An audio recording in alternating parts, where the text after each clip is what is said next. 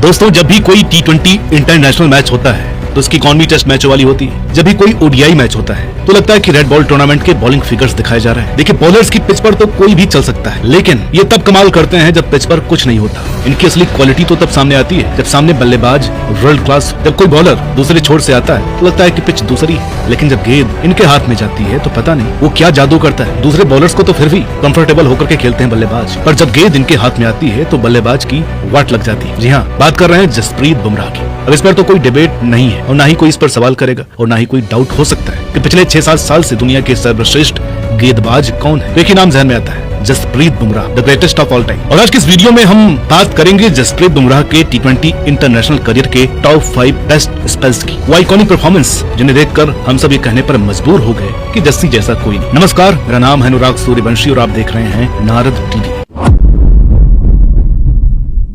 तो साल था 2017। अभी इंटरनेशनल क्रिकेट में आए बुमराह को साल भर ही हुआ था। मैच था इंग्लैंड, वो टीम जो 2016 का T20 वर्ल्ड कप लगभग जीत करके आ रही थी। रनर अप्स जिनका विश्व क्रिकेट में सिक्का चल रहा था। कप्तान मॉर्गन की तरकश में हर तरह का तीर था, एक से बढ़कर के एक हथियार, चाहे वो ताबड़तोड़ ओपनर जैसन राय हो, शानदार allrounder Ben Stokes, silent killer Moeen Ali, modern day legend Joe Root या जॉस द बॉस। किसी चीज की कोई कमी नहीं थी इस टीम में, और तभी तो सीरीज का पहला मैच ये लोग 1 साइडेड ही जीते। अब ऐसे में नागपुर का मैदान जो बल्लेबाजों का दोस्त माना जाता है, वहाँ इन्होंने 17.1 ओवर में हमें कंफर्टेबल पोजीशन से एक गंदे कोलैप्स की ओर धकेल दी। 125 पर 3 से 144 पर 8। अंतिम 17 गेंद मात्र 19 रन और 5 विकेट झटक ली। कम से कम 25 रन शॉर्ट कर दी। मोमेंटम इनके पास, फायर इनके पास, और सब लोग ये एक्सपेक्ट कर रहे थे कि इंग्लैंड ये सीरीज ले गया। लेकिन बुमराह और नेहरा जी तो थे ना, तो शुरू हुआ सिलसिला चेस का। नेहरा जी ने दोनों ओपनर्स को लगातार बॉल पर आउट कर दिया। बाकी बॉलर्स ने अच्छी सपोर्ट की, लेकिन जो रूट की जड़ें क्रीज पर जम गई और यहाँ पर मामला फंस गया। आखिरी 3 ओवर 27 रन चाहिए थे, तब अपोजिशन वाले बुमराह को खास भाव नहीं देते। बुमराह ने भी नहीं दिया। पहली 3 बॉल बटलर को तगड़ी लेंथ पर बॉल डाला, बस एक सिंगल दिया। आखिरी 3 बॉल रूट को स्लोअर बॉल्स की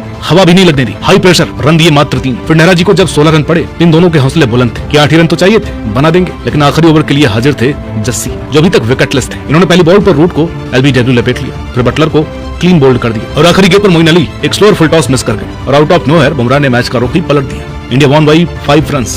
ये एकदम बिल्कुल जादू था। तभी तो चाहे पूरे मैच में 50+ की पारी खेलने वाले इकलौते KL राहुल से ऊपर जस्सी को मैन ऑफ द मैच चुना गया, जिन्होंने इतने प्रेशर में भी हिम्मत नहीं हारी। और यहाँ पर दुनिया को पता चला कि अपने पास भी कोई डल स्टेन के लेवल का दिग्गज आ रहा है, जो आखिरी ओवर में 7 रन बचा सकता है। आज से 6 साल पहले कोविड का झटका पूरी दुनिया को लगा था, लेकिन उससे कुछ दिन पहले एक झटका न्यूजीलैंड टीम को लगा था, उन्हीं के घर में। बे ओवल का वो ट्रिकी सरफेस, अपना स्कोर अच्छा खासा था, 164 का फाइटिंग टोटल। देखा जाए तो ये टारगेट डिफेंडेबल भी था और चेजेबल भी। और जस्सी बोले, ऐसे कैसे? पहले आते ही मार्टिन गुप्टिल का विकेट और दूसरे स्पेल में आते ही डैरल मिचेल को एक अनप्लेएबल यॉर्कर। इन सब के बावजूद टिम सेफर्ट और रॉस टेलर ने संभाल लिया था। आखिरी 4 ओवर्स में 35 रन ही चाहिए थे, 5 विकेट हाथ में थे, लेकिन बाकी बॉलर्स की शानदार कमबैक ने फिर जसप्रीत बुमराह का अपने लास्ट ओवर में महज 3 रन देकर सऊदी को आउट करना, न्यूजीलैंड को मैच से बाहर ही निकाल के एक बार फिर से test match ball 4 over 12 run 3 wicket 1 maiden over, जिसके दम पर भारतीय टीम ने ऐतिहासिक क्लीन स्वीप किया था न्यूजीलैंड को उन्हीं के घर में 5-0 से। जरा सोचिए, कोई टीम किसी T20 मैच में अपने पूरे 20 ओवर भी ना खेल पाए, सिर्फ 1 ओवर में ही ऑल आउट हो जाए, वो भी केवल 119 के स्कोर पर। पिच कैसी भी हो, लेकिन इतनी भी गंदी नहीं हो सकती कि मॉडर्न डे क्रिकेटर्स पर एटलीस्ट 140 भी ना बना पाए, वो भी तब जब विराट और रोहित जैसे दिग्गज आपकी टीम में थे और सामने पाकिस्तान हो। उनके आगे तो एक अच्छा स्कोर बनाने का, एक सम्मानजनक टोटल सेट करने का प्रेशर रहता ही है। खैर, फेलियर आए, बहुत बड़ी कोलैप्स थी। ऐसा लगा कि मानो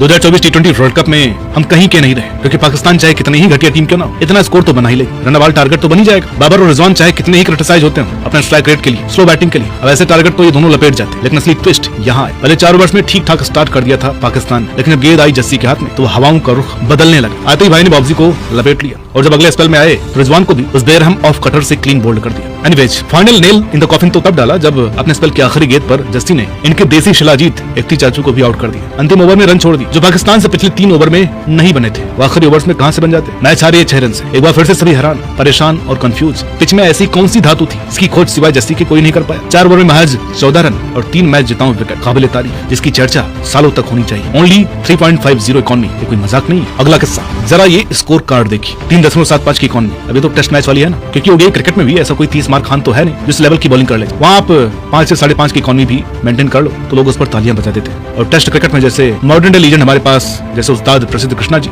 जो 6 के भी ऊपर की इकॉनमी से रन खाते हैं, या ऐसे में विल जैक्स, कार्स या एटकिंसन जिस तरह से रन खा रहे थे, आदमी भूल ही जाए कि टेस्ट मैच था। ये टैलेंट है दुनिया के पास, लेकिन ये कोहिनूर है हमारे पास, बुमराह। पूरी दुनिया को पता है फाइनल की अहमदाबाद की पिच कितनी ड्राई थी। जितना ड्राई स्टेट गुजरात है ना, उतनी ही ड्राई, जिस पर गेंदबाजों के लिए सूखा ही पड़ा हुआ था। बल्लेबाजों की चांदी। आप स्कोर कार्ड ही देख लो, फर्ग्यूसन ने 2 ओवर्स में 48 रन खाए थे, किसी को 11.5 की और किसी को 12 की इकॉनमी से मार पड़ी थी। हमारे वालों को भी ठीक ठाक रन लगे थे। फिर आते हैं जसप्रीत बुमराह, अपनी पहली गेंद पर सचिन रविंद्र को आउट कर देते हैं और फिर आते हैं डेथ ओवर में। पहले जेम्स नेशन को बोल्ड मारा, गोल्डन डक थमा दी मैट हेनरी को और फिर अपने आखिरी ओवर में इन्होंने कुछ नहीं छोड़ा। सेंटनर अकेले ही लगे हुए थे, उन्हें भी आउट करके 9 विकेट उड़ा दिया। 4 ओवर महज 15 रन और 4 विकेट लेके। अब पता नहीं ऐसी कौन सी जड़ी बूटी लगाते हैं भाई ये गेंद, या पिच ने देख करके रंग बदल लेती है, कुछ समझ में नहीं आता। इतना भारी डिफरेंस होता है इनमें और दूसरों की बॉलिंग में। और अब बात करते हैं सबसे बेस्ट स्पेल। माना कि इस साल का वर्ल्ड कप फाइनल आप लोगों के लिए इनका सर्वश्रेष्ठ स्पेल होगा, वो भी क्यों ना। भाई ने अपने होम ग्राउंड पर ऑल टाइम ग्रेटेस्ट स्पेल डाला, बेशक 4 विकेट लिए, लेकिन अपनी बैटिंग के बाद ही मैच वन साइडेड हो चुका था। लेकिन सच पूछे तो असली और आइकॉनिक मैच पलटने वाली परफॉर्मेंस थी 2024 टी20 वर्ल्ड कप फाइनल की। सामने था दक्षिण अफ्रीका, उनके सामने उस पर डालना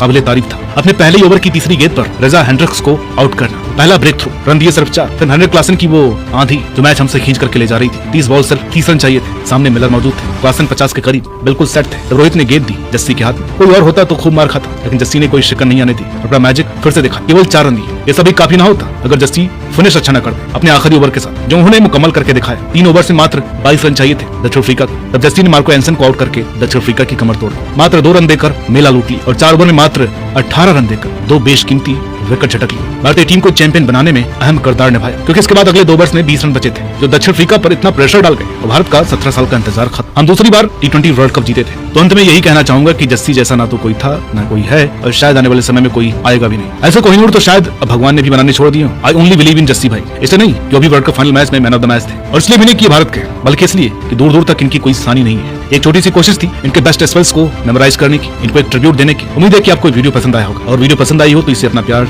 जरूर दीजिए। और हाँ, अब आईपीएल भी आ रहा है, तो अगर आप एक ऐसा ही आईपीएल वर्जन ट्रिब्यूट चाहते हैं तो कमेंट बॉक्स में लिख दीजिए, और हमारा वादा है कि आईपीएल शुरू होने से पहले वो वीडियो आ जाएगी। तो मिलते हैं आपसे अगली वीडियो में, तब तक के लिए नमस्कार।